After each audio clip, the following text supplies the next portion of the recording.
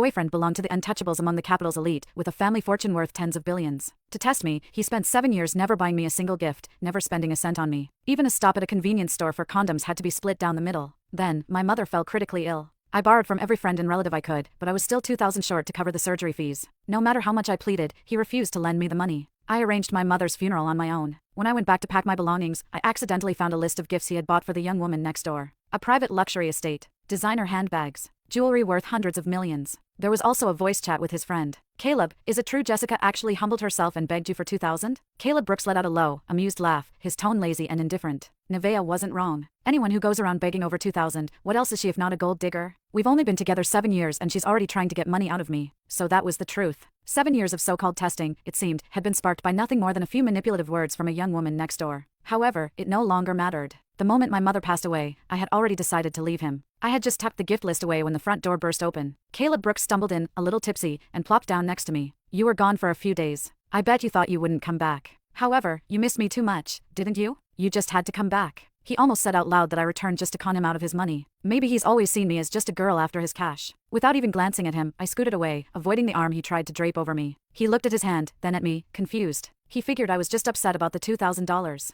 I'm a little thirsty from all the drinking. Go fetch me some lemon soda, he said. He was always like that, bossy and dismissive. However, when he first pursued me 7 years ago, he pretended to be poor. He had me completely fooled. Jess, I've got nothing, and I can't promise you a future. However, we can work hard and make a good life together. I believed his honest face back then and agreed. I needed money, but I could get by on my own hard work. I was touched by his promise to work hard together. However, the longer we were together, the more I realized that he was not like everyone else. He would turn his nose up at anything cheap. He would make me do things that he could easily do himself. It all clicked when I saw him step out of a fancy car and into a swanky club, treated like a star. That's when I knew our relationship was built on lies. He was always afraid that I was just after his money. Caleb spoke up again, snapping me back to the present. If you need money in the future, just ask me. Don't use your mom's sickness as an excuse. You're not scared of getting what's coming to you, huh? His words seemed so silly to me now. I looked up at him with an icy stare. Would you actually give me the money if I asked? He paused, looking unsure for a moment. However, then, as if proving a point, he gave me a mocking glance. Nevaeh was right. You're only with me for my cash. He said that and sent me a transfer of $1.88 on his phone. The note with the transfer contained 2 words, gold digger. I had been with him for 7 whole years and had not spent a dime of his money. I even gave him gifts on holidays and anniversaries. He took them like he was entitled to them, but he never got me anything in return. He would mockingly ask if I thought it was a man's duty to buy gifts for his girlfriend. That's how he looked at me, like a gold digger. After all, he was an heir with billions to his name. I thought about the gifts he had bought for Nevaeh Smith.